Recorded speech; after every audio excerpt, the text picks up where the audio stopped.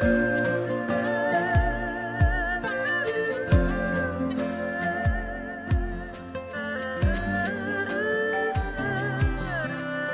水冷洗情不會淡，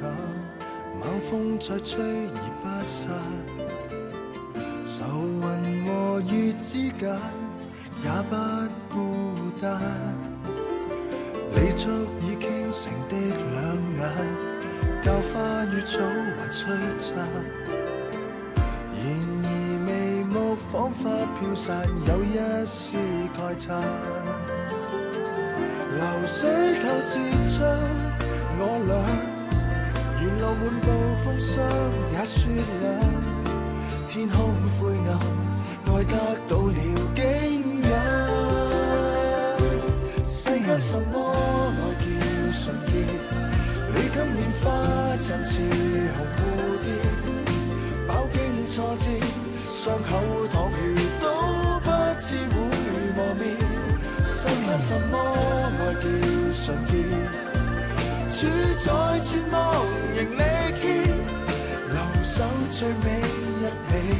哪怕力竭。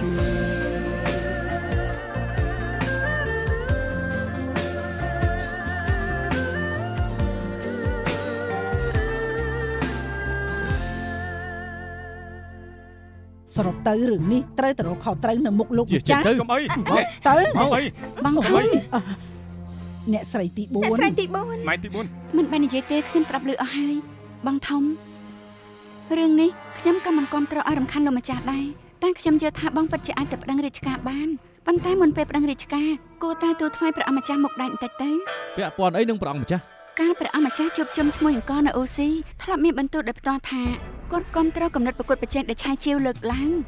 កាលនោះនៅធនាគារដោយផ្ទាល់ទៀតថាមិនអាចមានសម្ោដាកំបិតមកកាប់សម្លាប់គ្នាដោយសារគំនុំគុំគួននោះទេពូសៀងហ្វាពេលនោះពូក៏នៅដែរមែនហើយព្រះអង្គម្ចាស់មានបន្ទូលបែបនេះមែនដូច្នេះនៅថ្ងៃទី2ដែលឆាយជាវបាត់ខ្លួនខ្ញុំបានទូលថ្វាយព្រះអង្គម្ចាស់ទៅហើយព្រះអង្គម្ចាស់ទ្រង់ជ្រាបរឿងនេះហើយទ្រង់ខ្ញាល់ខ្លាំងណាស់ទ្រង់ថាមានមនុស្សមានចេតនាប្រឆាំងនឹងទ្រង់ដូច្នេះក៏បានបញ្ជាឲ្យមេតបធំខេត្តជាងស៊ូស៊ើបរឿងនេះឲ្យបានច្បាស់ខ្ញុំជឿថាឃាតករទាំង3មិនយូរទេនឹងត្រូវចាប់បានបងទី4បើមេតបជាងស៊ូធ្វើរឿងនេះតាហើយពួកយើងមិនបាច់ប្តឹងរាជការទៀតទេនាំទៅរឿងច្រើនប៉ុណ្ណោះពេលចឹងក្រែងយើងប្រាប់ឯងរួចហើយថារឿងរបស់ឆាយជាវនោះគឺអាចមានមូលហេតុច្រើនណាស់ប្រហែលជាប៉ះពាល់ដល់ប្រយោជន៍ក្នុងការរកស៊ីក៏ប្រហែលជាអាចគំនុំផ្ទាល់ខ្លួនដែរមិនក៏ពួកឯងចេះតែទីផ្ដេសផ្ដាច់អញ្ចឹងចាប់ពីពេលនេះទៅអ្នកណាក៏មិនអាចទីរឿងនេះផ្ដេសផ្ដាស់ដែរសូម្បីរំលឹកក៏មិនឲ្យរំលឹកដែរអាមិញបងឆេងអ្នកទាំងពីរស្ដាប់ឮហើយនៅដឹងហើយឲ្យតែអ្នកណាហេរំលឹកពីរឿងនេះទៀតយើងនឹងតែកភ្លៀងពួកគេហើយចាអ្នកស្រីទី4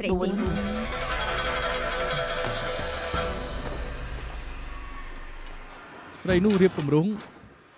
មកចត់ច្បាស់ណាស់រួមគំនិតគ្នាមូលបង្កាច់ខ្ញុំមានរឿងអីនឹងម៉ែពីវិនឯងប្រាប់យើងតាមត្រង់មកតើឯងបានធ្វើរឿងនេះឬអត់ពុកធัวពុកនិយាយស្អីហ្នឹងចង់ថាខ្ញុំជួលឃាតករសម្រាប់ឆាយជាវ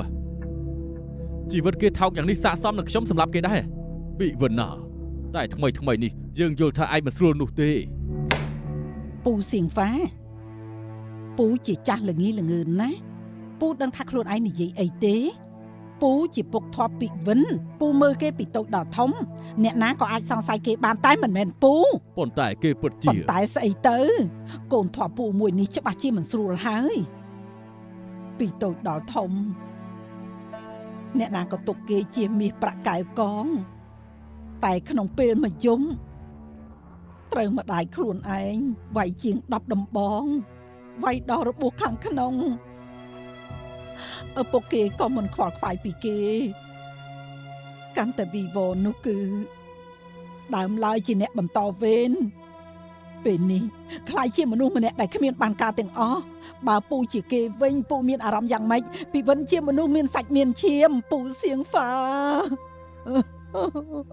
ម៉ែខ្ញុំពិតជាខ្លាចខ្លាំងណាស់ស្រីម្នាក់នោះមានព្រះអង្គម្ចាស់ជាខ្នងអាចនឹងរួមគំនិតនឹងមេតបជាងស៊ូស្អីនោះមកមូលបង្កាច់ខ្ញុំមេតបជាងស៊ូហ៎ត្រូវចោលរួមវែងនោះ ធ្វើឲ្យរវល់ស្ទើរស្លាប់ទៅហើយឲ្យទៅពុកឯងទៅបានឯងដណ្ដើមឈីងហ្វុងនៀនមកវិញភ្លាមដល់ពេលនោះទោះជាមានទាត់ជាងស៊ូស្អីក៏ត្រូវពឹងលើហាងក៏ធំជាងគេនៅអ៊ូស៊ីយើងនេះដែរពូសៀងហ្វាពីវិនហៅពូថាពុកធွာមួយជីវិតនេះពូត្រូវតែឈរនៅខាងគេពូគ្មានជំរើសទេហ៎ពួកយើង3នាក់បានឈរលើទូកតែមួយទៅហើយ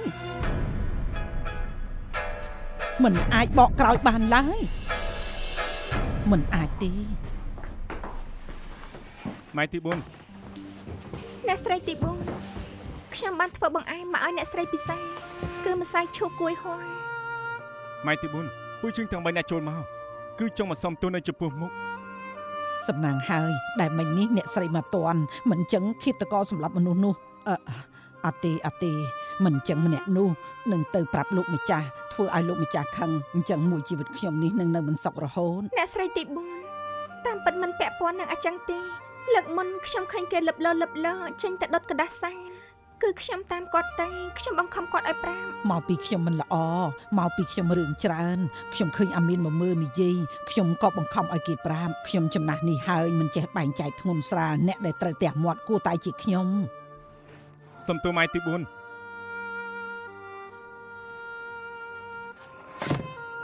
តាមពិតអ្នកដែលគួរសុំទោសគឺជាខ្ញុំ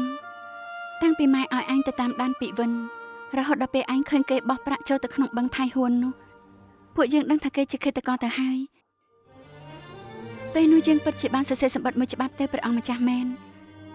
ប៉ុន្តែដល់ស្អែកព្រឹកយើងក៏សម្រេចចិត្តថាឲ្យសម្បត្តិមួយនោះចោលវិញរហូតដល់ពេលនេះហើយទើបយើងដឹងថាតាមពិតទៅយើងអាត្មានិយមណាស់យើងដោយសារតែជាងឈាវសឹកចិត្តឲ្យឃាតករនោះរស់ក្រៅសំណាញ់ច្បាប់និងបណ្ដោយឲ្យគេយកលេសថាខ្លួនត្រូវបានទៀត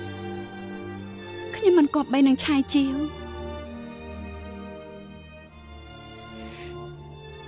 យើងចាំថាយើងធ្លាប់និយាយថាបើសិនឆាយជាវពិតជាត្រូវគេសម្លាប់កន្លះជីវិតក្រោយអ្វីក៏យើងមិនធ្វើដែរធ្វើតែរឿងមួយប៉ុណ្ណោះគឺចាត់ការឃាតករម្នាក់នោះមិនថាទៅដល់ជើងមេឃក៏យើងត្រូវរកគេឲ្យឃើញដែរប៉ុន្តែពេលនេះឃាតករនៅនឹងមុខយើងហើយយើងបែរជាធ្វើអ្វីមិនបានយើងពិតជាមិនគប្បីនឹងឆាយជាវណា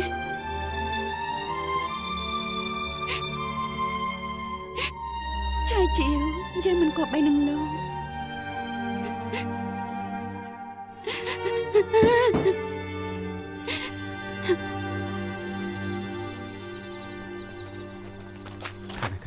គឺគេនឹងហើយប្អូនទី3នៅណាមកតាមខ្ញុំបងឆាយជាវបងឆាយជាវអូនទី3រកគេឃើញនៅណាកន្លះខែមុនខ្ញុំនិស្សាត្រីនៅបឹងថៃហ៊ូគឺឃើញសពមួយណែតក៏ស្រង់មកស្រាប់តែឃើញថាគេនៅមានដង្ហើមដល់ហើយបន្ទាប់មកក៏ស្លាប់បែបនេះរហូតដល់ម្សិលមិញទើបដឹងខ្លួនមួយផ្លែតហើយប្រាប់ឲ្យខ្ញុំទៅរកពួកលោកអូនទី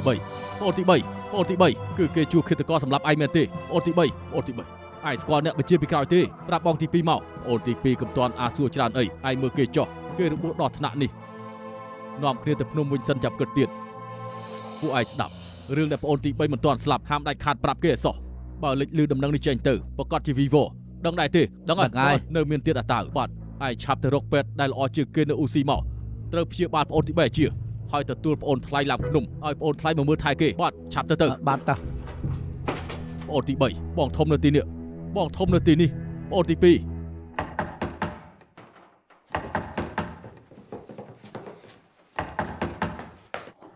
អ្នកណាពីចឹងគឺយើងម៉ែទី4មានរឿងអីយើងមានការពិភាក្សានឹងឯងម៉ែទី4មានរឿងអីថ្ងៃនេះក្រោយពេលអញទៅហាងលោកគ្រូប៉ៃឡានបានមកមើលពុកឯងសួរគាត់ថាតើគាត់អាចនៅបន្តបានកន្លះឆ្នាំទៀតដែរទេគាត់ថាចង់ចាំបងទី2និងអាអ៊ូមកវិញ នៅមានទៀតគាត់ចង់ផឹកតាមមង្គលការឯងនិងអាមីនប៉ុន្តែពេលចេញមកលោកប៉ៃឡានប្រាប់យើងថាពុកឯងយ៉ាងច្រើននៅបានកន្លះខែទៀតប៉ុណ្ណោះពីចឹងបើសិនឯងនិងអាមីនពិតជាត្រូវគ្នាហើយមើលតែអាចពិភាក្សានឹងបងឈិញទេថាឆាប់រៀបចំមង្គលការនេះទៅ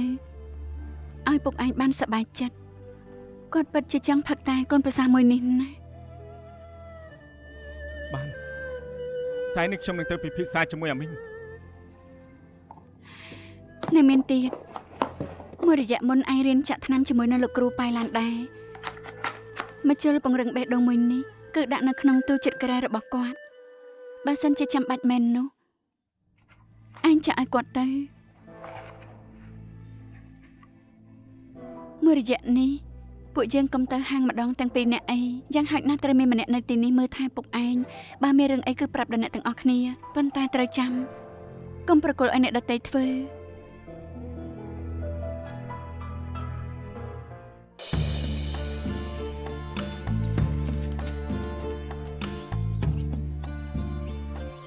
គោរពទេវតាគោរពដូនតាប្តីប្រពន្ធគោរពគ្នាលោកជ័យពិសាតែឆ្លាត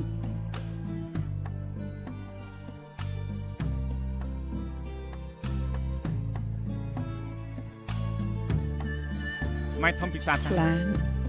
អ្នកស្រីទី4ពិសាតែឲ្យអាំងប៉ាវមួយ បងធំពិសាតែ ពីចឹងឯងធំហើយទៅកសាងគ្រួសារឲ្យល្អណា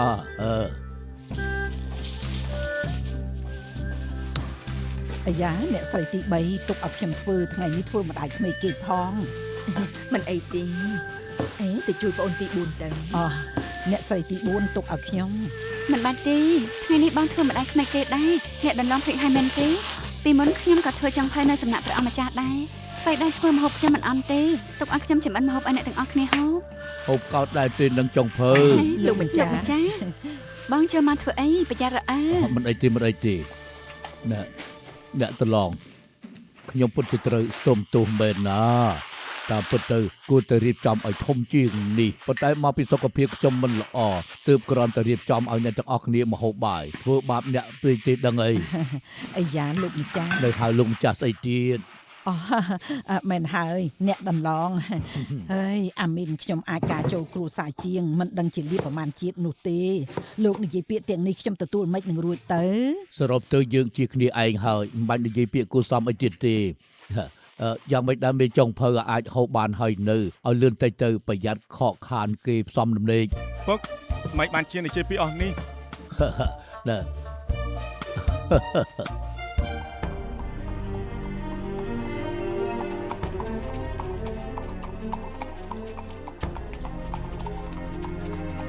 អ្នកប្រុសទី3ទ្រាំតិចទៅពួកជើងជិតដល់ផ្ទះហើយអ្នកប្រុសទី3ពួកជើងដល់ផ្ទះហើយអ្នកប្រុសទី3ចាប់បើកទ្វារអ្នកប្រុសទី3មកផ្ទះវិញហើយបើកទ្វារចាប់បើកទ្វារអ្នកប្រុសទី3មកផ្ទះវិញហើយលើកមនុស្សគួរទ្វារទេ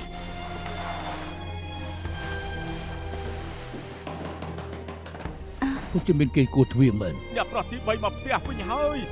បងមិនបាច់ចោះទៅទេចាំខ្ញុំទៅមើលវិញបើមានការអីចាំខ្ញុំប្រាប់បងដេកបន្តទៅ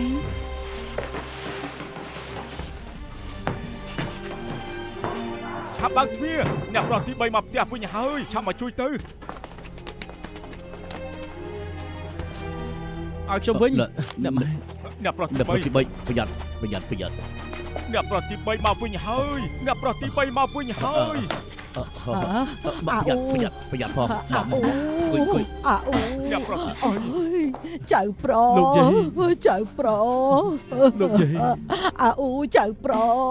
សឯងមិនអីទេឯងមកវិញល្អហើយឯងមិនអីទេម៉ែគាត់ស្លាប់ដោយសារតែកំភ្លើងពួកចៅរុំវែងហើយ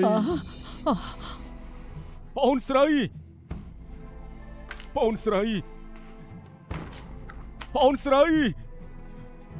ីជើងមិនគប់បីនឹងឯង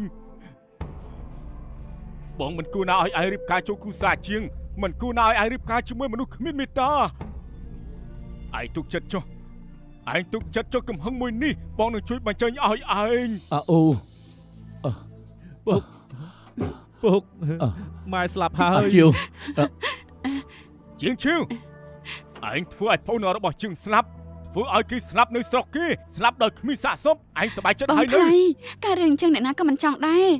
ចាប់គ្រាលោកម្ចាស់ចូលក្នុងវិញទៅ បងមិនទៅទេ លោកម្ចាស់លោកបងថ្លៃស្ងប់អារម្មណ៍សិនទៅ អំប្រុសម៉ែទី2ត្រូវចោលរួមវិញសម្រាប់មិនពាក់ព័ន្ធជាមួយពុកទេហើយអីក៏មិនពាក់ព័ន្ធនោះអូនជើងធ្វើជាអ្នកស្រីទី2សុក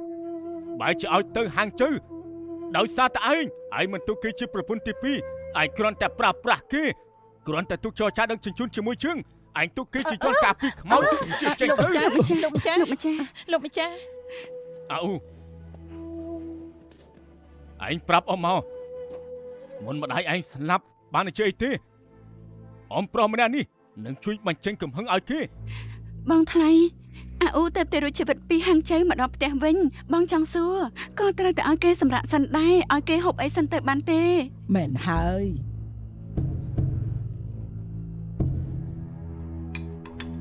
ហូបអីច្រើនទៅពួកយើងបានដំណឹងភ្លាមថាហាន់ជើទប់ទល់លេងជាប់ក៏ចាត់មនុស្សទៅសម្រាប់ការពីរោគពួកឯងហើយស្ថានភាពខាងឯងនោះយ៉ាងម៉េចហើយ ខ្ញុំនឹងម៉ែទៅដល់ហាងជើមិនយូរប្រហែលពួកចៅរួមវែងក៏វាយជុលហាងជើគួរឲ្យខ្លាចណាស់ស្នូអាវុធគ្រប់ទិសទីសំឡេងកំភ្លើងឮលាន់មិនឈប់ឈរផ្ទះសំណាក់ដែលខ្ញុំនៅនឹងម៉ែត្រូវគេប្លង់គ្រាប់ចូលដូច្នេះពួកយើងក៏ទៅពួននៅឃ្លាំងស្រាក្រោមដីរបស់គេមួយ អាអ៊ូកុំខ្លាចអីកុំខ្លាចអី ម៉ែពួកយើងទៅផ្ទះលេងបានហើយមែនទេខ្ញុំខ្លាចណាស់ មិនអីទេពួកយើងច្បាស់ជាអាចទៅផ្ទះវិញបានពួកយើងច្បាស់ជាអាចទៅផ្ទះវិញបានទេវតាអើយខ្ញុំសុំវ៉សូមជួយរក្សាពួកយើងឲ្យបានទៅផ្ទះវិញផងអ្វីក៏ខ្ញុំមិនចង់បានដែរពេលនេះខ្ញុំយល់ហើយអ្វីក៏ខ្ញុំលែងត្រូវការដែរឲ្យតែពួកយើងអាចត្រឡប់ទៅផ្ទះវិញដោយសុខសប្បាយលោកឲ្យពួកយើងត្រឡប់ទៅផ្ទះវិញដោយសុខសប្បាយទៅ ក្រោយមកសំឡេងគ្រាប់កាន់តែចិត្តទៅមានគេថាចៅរួមវែងចូលមកដល់ក្រុងហើយជួបមនុស្សនឹងសម្លាប់ហើយមានអ្នកខ្លះទៀតក៏បថុយរត់ចេញពីក្រុងទាំងយប់តែម្ដងមានអ្នកខ្លះក៏ទៅអ្នកខ្លះទៀតក៏មិនហ៊ានទៅដែរម៉ែគិតមួយសន្ទុះក៏សម្រេចនាំខ្ញុំទៅ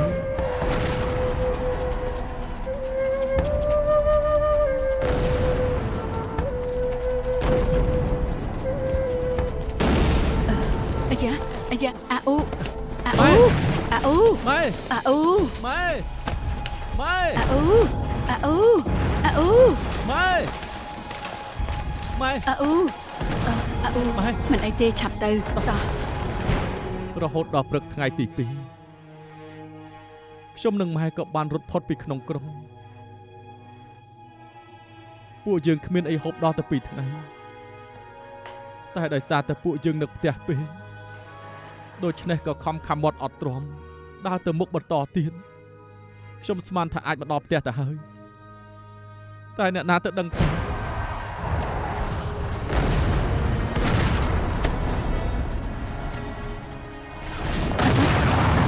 អាអ៊ូ ឡាច្បាស់រត់ទៅ អាអ៊ូ ម៉ែ ឯងមិនអីទេហ៎ ទៅមកទៀត មិនអីទេម៉ែមានរបួសទេ អត់ទេឲ្យលឿនឡើងឆាប់ទៅ អ្នកនៅរស់ រត់ឆាប់ទៅ ដាក់អត់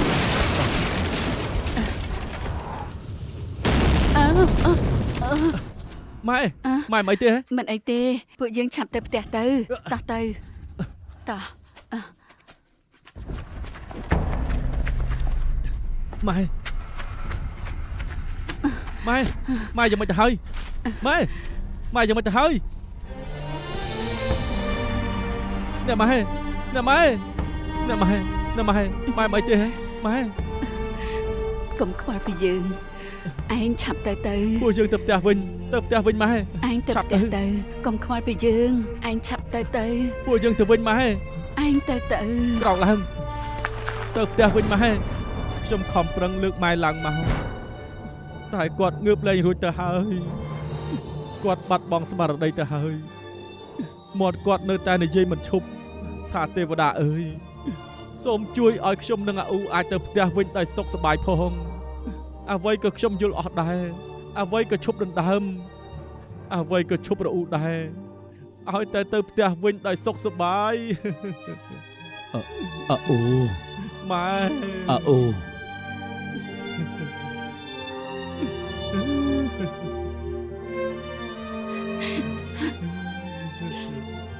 ទីបំផុតម៉ែក៏ស្លាប់ទៅខ្ញុំអង្គុយនៅក្បែរគាត់អង្គុយដល់មេឃភ្លឺគ្រប់គ្នាទៅអស់បាត់ហើយក្រោយមកក៏ឃើញមនុស្សប្រមាណអ្នកតាមពិតគឺអាគួងហើយនឹងអ្នកការពារម៉ែស្លាប់បាត់ទៅហើយ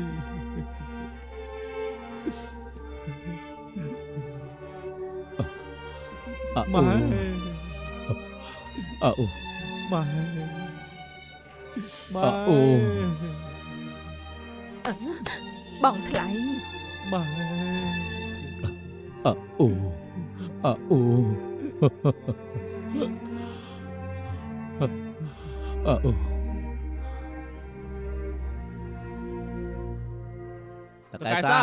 តកែសាពួកយើងបានចាប់លោកគ្រូប៉ៃឡានឡើងមកហើយហ៎មែនហេតុអីក៏ពួកឯងចោលលោកគ្រូប៉ៃឡានតកែសាលោកមិនដឹងទេជនជាតិអឺរ៉ុបនេះលេះច្រើនណាស់ថាត្រូវទៅសៀងហៃថាចង់ទៅផ្សព្វផ្សាយធម៌ផងមិនព្រមមកទេពួកយើងក៏ចាប់គេយកមកទៅហើយយ៉ាឯងឆាប់ផ្សាយចំណងគាត់ភ្លាមទៅពួកជនអន្តរជាតិទាំងអស់នេះមិនប្រាប់ខ្ញុំថាទៅមើលជាមួយអ្នកណាទេក៏មិនប្រាប់ខ្ញុំថាមើលអ្នកណាដែរឲ្យខ្ញុំមកយ៉ាងម៉េចកើតសុំទោសអូនទី3ខ្ញុំគេ លោកច្បាស់ជាលោកគ្រូប៉ៃឡើងហើយមែនទេសូមវល់ជួយប្តីខ្ញុំផងទៅគេជាមិត្តល្អអ្នកស្រីទី4 មិត្តល្អអ្នកស្រីទី4មែនហើយលោកគ្រូប៉ៃឡើងដៃគេរបួសធ្ងន់ណាស់ពួកយើងអញ្ជើញគ្រូពេទ្យមកច្រើនហើយប្រហែលថ្ងៃមុនដូចជារៀងធូរទៅហើយអាចនិយាយបានហើយតែសុកស្រាប់តែក្តៅខ្លួនខ្លាំងមើលទៅដូចជាចង់ដាច់ខ្យល់អញ្ចឹងអ្នកជំងឺនៅឯណា នៅខាងក្នុង អញ្ចឹងនាំខ្ញុំទៅខាងក្នុង មែនទេជើញ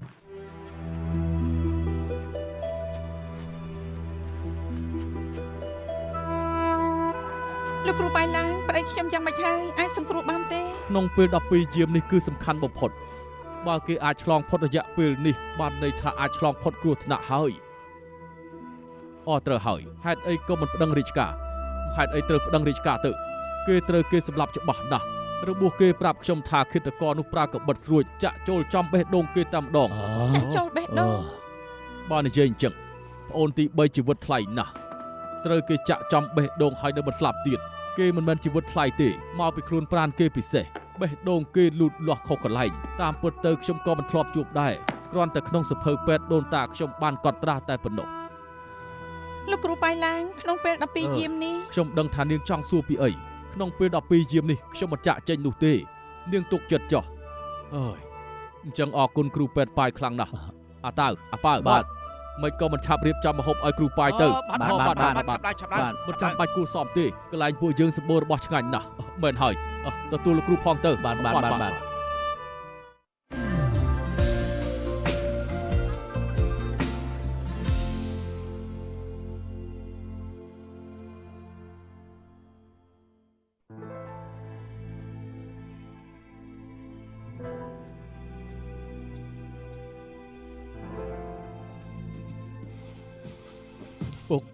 ខ្ញុំគឺអាអ៊ូ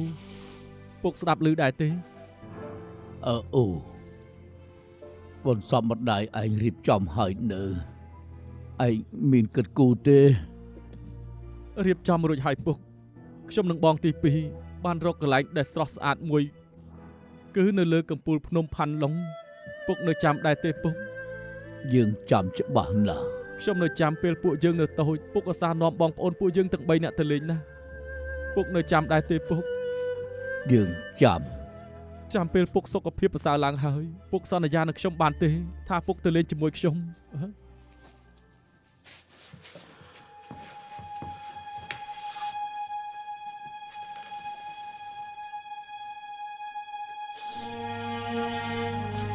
ពុក ពុក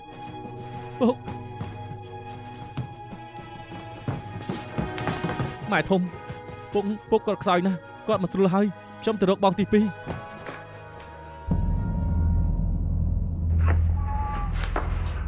ម៉ែអ្នកស្រីធំ មើលទៅគួរទៅដល់ពេលហើយ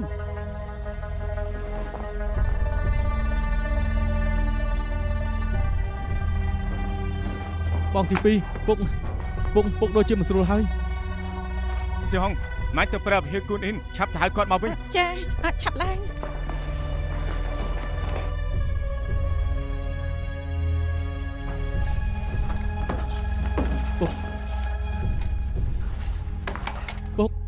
ពុកដឹងខ្លួនហើយ ដឹងខ្លួនហើយ ដឹងខ្លួនហើយយេឆ្លើយនឹងពួកយើងមក អ្នកដន្លងដឹងខ្លួនឡើងជប់ដេកទៀតទៅអ្នកដន្លង ខ្ញុំចាត់ថ្នាំឲ្យពុកហើយក្នុងពេលកន្លងជិះមិនអាចមានរឿងទេម៉ែក្មេកឆាប់ទៅហៅបងធំនិងម៉ែធំមក អូ អាមីនអូននៅមើលថែពុកបងទៅហៅម៉ែទី4 ឆាប់ មក ឡើង សិន បងទី ខ្ញុំនៅមើលថែពុកក្មេង 2អ្នកស្រីទី4 មានរឿងអីពូសេហ្វា មិញនេះលោកគ្រូពេទ្យប៉ាយឡាំងចាត់គេឲ្យមកផ្ទះប្រាប់ថាគាត់បានរកថ្នាំថ្មីពីអង់គ្លេសអាចពជាជីវិតលោកម្ចាស់បានប្រាប់ឲ្យអ្នកស្រីទៅព្រះវិហាររកគាត់នឹងបង្រៀនអ្នកស្រីថាប្រើយ៉ាងម៉េច អញ្ចឹងខ្ញុំនឹងទៅពេលនេះពូហួរខ្ញុំទៅក្រៅមួយផ្លែតជួយមើលទៀមផងណាខ្ញុំទៅហើយ បាទ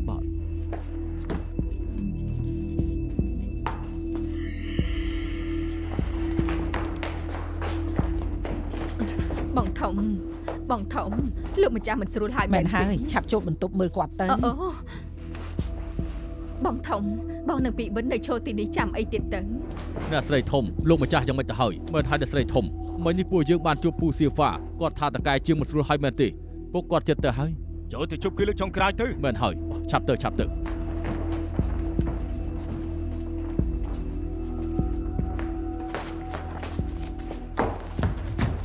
ពូហួរឯណាម៉ែទី4 ទៅឃ្លាំងកបាត់ហើយពូហួរក្រែងអ្នកស្រីទី4ទៅព្រះវិហារអាយកុំចេះដឹងច្រើន លោកគ្រូប៉ៃឡានឯណាលោកគ្រូប៉ៃឡាន អ្នកស្រីទី4រកលោកគ្រូប៉ៃឡាំង មែនហើយគាត់ប្រាប់ថាមានថ្នាំថ្មីមកពីអង់គ្លេស លោកគ្រូប៉ៃឡាំងប្រាប់អ្នកស្រីពីពេលណា គាត់តែប្រាប់ពូសេហ្វាមិននេះទេ មិនអាចទេម្សិលមិញគាត់ចាត់មនុស្សមកប្រាប់ថាគាត់មានអ្នកជំងឺបន្ទាន់ត្រូវព្យាបាល2ថ្ងៃទៀតទើបមកវិញមែនហើយពួកយើងមិនបានឮគាត់ប្រាប់ថាមានថ្នាំអ្វីពីអង់គ្លេសមកនោះទេ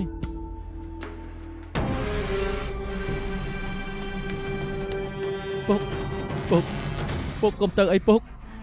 លោកម្ចាស់ខ្ញុំគឺហ្វុងអ៊ីបងឆាប់ដឹងខ្លួនឡើង ពូនថ្លៃមិនលេឆាំលេជើទៅពួកយើងមកជុំគ្នាហើយ មែនហើយតកែជាងឆាប់ដឹងខ្លួនឡើងលោកម្ចាស់ពួកយើងមកជុំគ្នាឲ្យឆាប់ដឹងខ្លួនឡើងពុក លោកម្ចាស់ឆ្លើយតបនឹងខ្ញុំមកខ្ញុំគឺអាហ្វាងណាលោកម្ចាស់ពុកក្មេងពុកកុំដេកអីពីចឹងនឹងម៉ែទី4ចិត្តមកដល់ហើយ មែនហើយអ្នកដន្លងកុំដេកអីអ្នកដន្លង ពុក អ្នកទាំងគ្នាកំលូឡាពូនថ្លៃដឹងខ្លួនហើយ លោកម្ចាស់ អ្នកដន្លង លោកម្ចាស់ លោកម្ចាស់និយាយទៅខ្ញុំស្ដាប់ឮហើយលោកម្ចាស់ចង់ផ្ដាំអីនិយាយទៅ ពីចឹង លោកម្ចាស់ ចឹង បាន ពីចឹង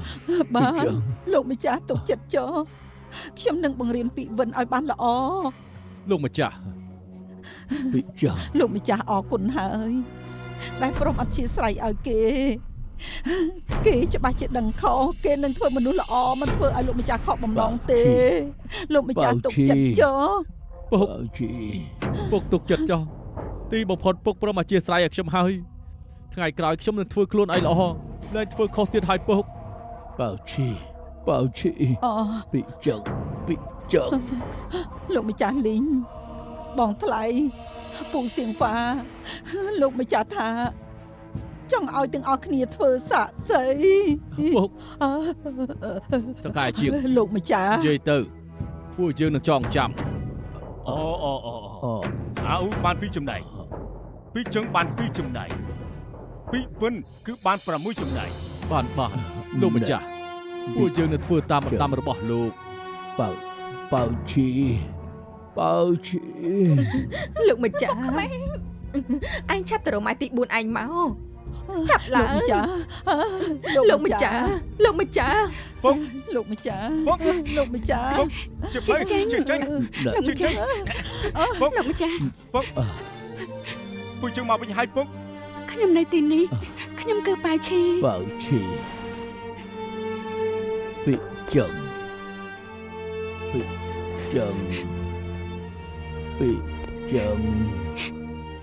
ពួកយើងនៅទីនេះ ពុក លោកម្ លោ ចាស់ កម្ចាស់ លោកចា លោកម្ចាស់លោកម្ចាស់ តែជា តែជា លោកម្ចាស់ លោកម្ចាស់ អូនខ្លាច តែជា លោកម្ចាស់ ពុក លោកម្ចាស់ លោកម្ចាស់ លោកម្ចាស់ លោកម្ចាស់ លោកម្ចាស់លោកម្ចាស់លោកម្ចាស់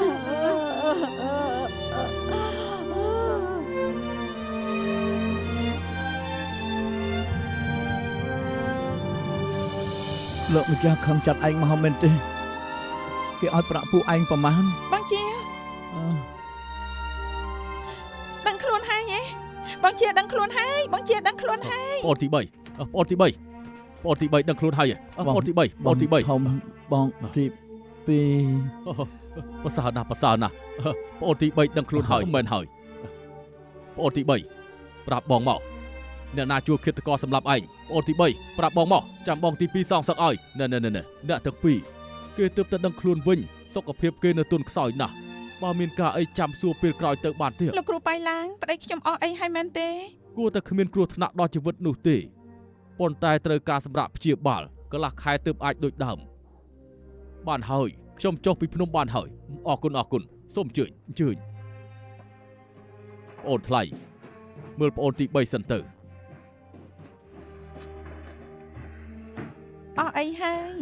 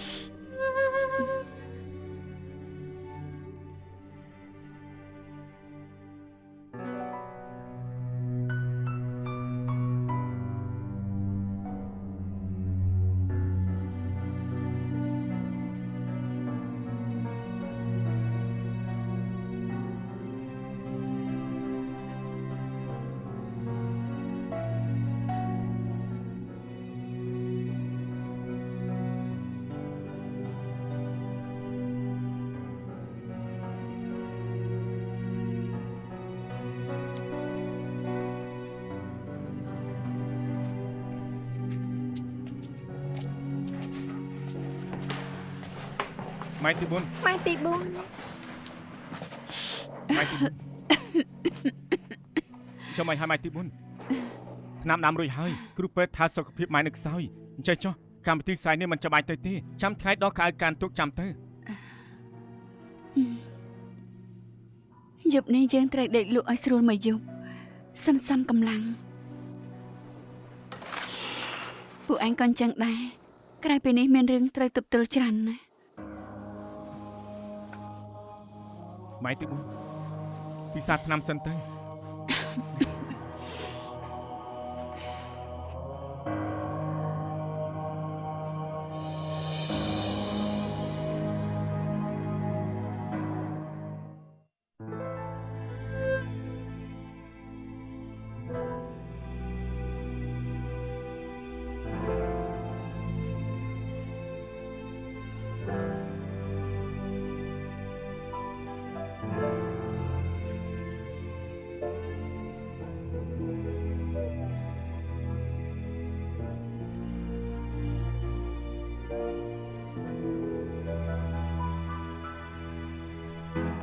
ទាំងអស់គ្នា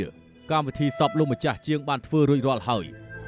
ដោះកៅអៅកាន់ទុករួចអាចរស់នៅធម្មតាបានហើយ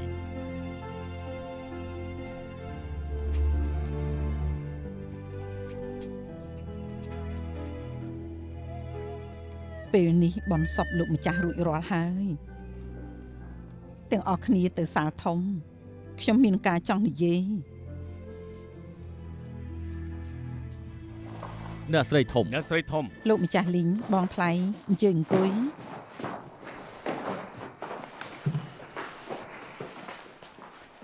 ប្អូនទី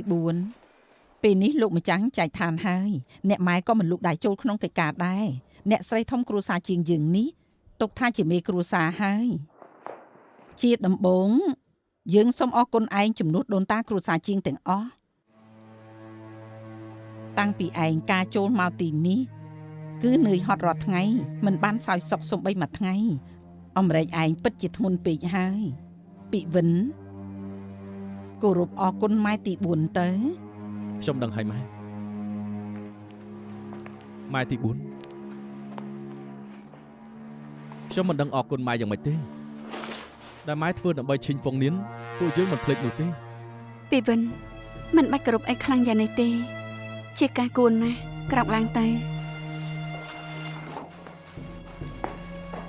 ប្អូនទី4ពីចឹងពេលលោកម្ចាស់រៀបចែកឋានគឺបាននិយាយពាក្យបណ្ដាំខ្លះពេលនោះអ្នកទាំងពីរមិននៅទេពេលនេះខ្ញុំនិយាយឲ្យទាំងអស់គ្នាស្ដាប់ម្ដងទៀតទី1លោកម្ចាស់បានអធ្យាស្រ័យឲ្យពីវិនហើយពីវិននៅតែជាកូនច្បងគ្រួសារជាងរហូតទៅទី2ទ្រព្យសម្បត្តិគ្រួសារជាងបែងចែកជា10ភាគពីចឹងឯងបាន2ភាគពីអ៊ូឯងបាន2ភាគ ឯពីវិនបាន6ភាគទី3ប្អូនទី4ពិតជានឿយហត់ពេកហើយពីថ្ងៃនេះទៅឯងនៅផ្ទះសោយសុខជីវិតជាអ្នកស្រីទី4ថ្ងៃក្រោយឈីងហ្វុងនៀនឲ្យពីវិនគ្រប់គ្រង ម៉ែទី4មុននេះខ្ញុំខ្ជះខ្ជាយពេលអស់ច្រើនណាស់រំខានម៉ែបកគលសោនោះចេញមក ម៉ែមុនពេលដែលពុកចែកឋានទៅពិតជាបាននិយាយពីអស់នឹងពិតមែន អត់ទេមួយក៏មិនបាននិយាយដែរ ស្ដាប់មិនលឺបានន័យថាអត់ពេលនោះសំឡេងពន់ថ្លៃខ្សោយណាស់នាងឈរនៅខាងក្រោយស្ដាប់មិនលឺមិនចំណែកឡើយអើអញស្ដាប់ឮទេ ពេលនោះពុកពិតជានិយាយតិចមែនតែខ្ញុំមើលមន់គាត់ទៅគាត់ក៏ហៅឈ្មោះម៉ែទី4និងបងទី2មិនបាននិយាយពីបងធំទេ អាដេរឆានពាក្យបណ្ដាំឪពុកឯងមុនស្លាប់ឯងហ៊ានថាមិនលឺផងហ៎ កុំខ្លាចខ្ញុំក៏មិនលឺដែរ ខ្ញុំក៏មិនលឺដែរ គាត់និយាយច្បាស់គ្រប់ម៉ាត់ ច្បាស់គ្រប់ម៉ាត់យ៉ាងម៉េចឯងទៅជាសត្វដេរិឆានពេលលោកម្ចាស់នៅសតដង្ហើមគាត់ខំប្រឹងទុកដង្ហើមចុងក្រោយហៅតែឈ្មោះប៉ៅឈីនឹងពីចឹងប៉ុណ្ណោះ បានហើយខ្ញុំនិយាយពាក្យយុត្តិធម៌ចោះមុនពេលលោកម្ចាស់ចែកឋានគាត់ពិតជានិយាយរឿងទាំង3នេះមែន ពូសៀងហ្វាម្នាក់សកាពូត្រូវឆ្កែពំបាត់ហើយមែនទេពូក៏ហៅឲ្យម៉ែទី4ទៅជុកថ្នាំនៅព្រះវិហារ លោកគ្រូពេទ្យប៉ៃឡាងពិតជាមានថ្នាំថ្មី ពូ មែ នៅ ន បញ្ជាពូហួរឲ្យខកខ្ញុំថាម៉ែទី4ទៅឃ្លាំងទៀតពូធ្វើទាំងនេះឲ្យខ្ញុំរត់ពេញផ្លូវមែនទេ អ្នកប្រុសទី2ពាក្យអញ្ចឹងក៏និយាយចេញកើតដែរ ខ្ញុំវិញនឹងមិនបានជួបពុកជាលើកចុងក្រោយនោះអីពីចឹងឯងឈុំនិយាយទៅពេលនេះប្រពន្ធដើមស្ដាប់ឮកូនប្រុសច្បងក៏បានស្ដាប់ឮដែរចាស់ទុំនៅទីនេះក៏បានស្ដាប់ឮសូម្បីអមប្រុសជើងនៅទីនេះក៏ស្ដាប់ឮមានតែឯងទេដែលមិនបានឮនោះបើអញ្ចឹងគឺបានន័យថាឯងមានចេតនា បានហើយឈប់លោឡាទៅថកែជាងពិតជាឆ្លាតមែនទែនគាត់ទាយដឹងមុនហើយថាពេលដែលគាត់ចែកឋានច្បាស់ជាមានរឿងបែបនេះកើតឡើងដូច្នេះបានពឹងខ្ញុំរួចទៅហើយថាមុនពេលគាត់ស្លាប់ឲ្យខ្ញុំជួយធ្វើជាសាក្សីពេលនេះក្នុងនាមខ្ញុំជាឪពុកម្ដាយប្រជារាស្ត្រសូមប្រកាសប្រាប់ថាថកែជាងនិយាយរឿងទាំង3នេះមែនបើអ្នកណាមិនអនុវត្តតាមពាក្យបណ្ដាំថកែជាងគឺល្មើសនឹងច្បាប់មហាឆេងហើយយើងនឹងធ្វើតាមច្បាប់មហាឆេងបកគលកូនសោចេញមក ចាប់ប្រគល់មក យ៉ាងម៉េចហើយ ពេលនេះម៉ែទី4ឈឺខ្លាំងហើយចាំពេលតែគាត់ជឿសិនចាំនិយាយទៀត បងធានអញ្ជើញគ្រូពេទ្យមកមើលជំងឺអ្នកស្រីទី4 ចាអ្នកស្រីធំ អ្នកស្រីទី4បន្តិចទៀតលេបថ្នាំរួចទៅបន្ទប់សម្រាប់មួយផ្លែទៅសម្រាប់ហើយក៏ចេញមកនិយាយទោះយ៉ាងណាក៏រឿងរ៉ាវនេះវាត្រូវដោះស្រាយថ្ងៃនេះដែរ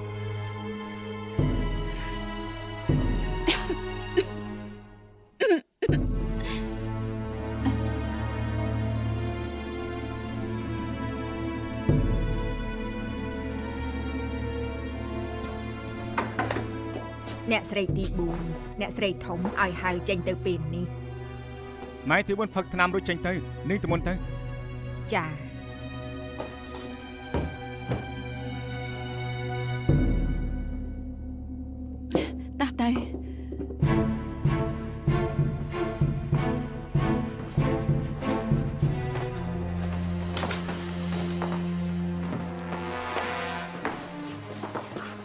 យ៉ាងម៉េចហើយប្អូនទី4បានធូបបន្តិចហើយនៅ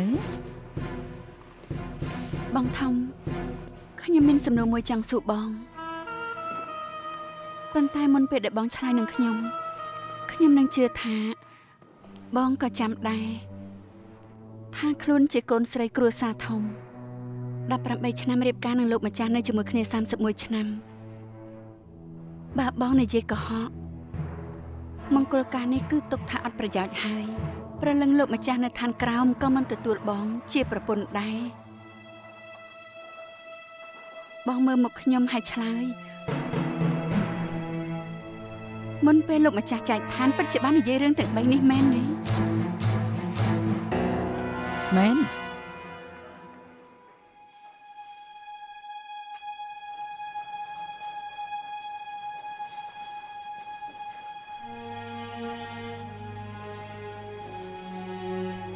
ពូសេហ្វាលើពួកកម្មករថាអាយុ12ឆ្នាំពូក៏ចូលមកឈិញហ្វុងនៀន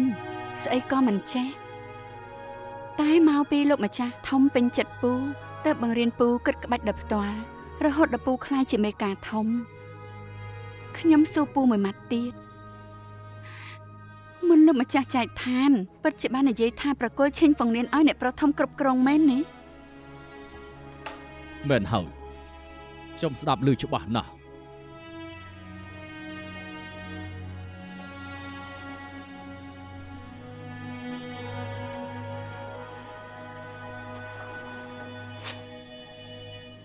ពីវិនរឿងដែលឯងធ្វើខុសគឺមានច្រើនណាស់ពេលនេះយើងទុកឱកាសឲ្យឯងកែខ្លួនម្ដងទៀតឯងឆ្លើយនឹងយើងមក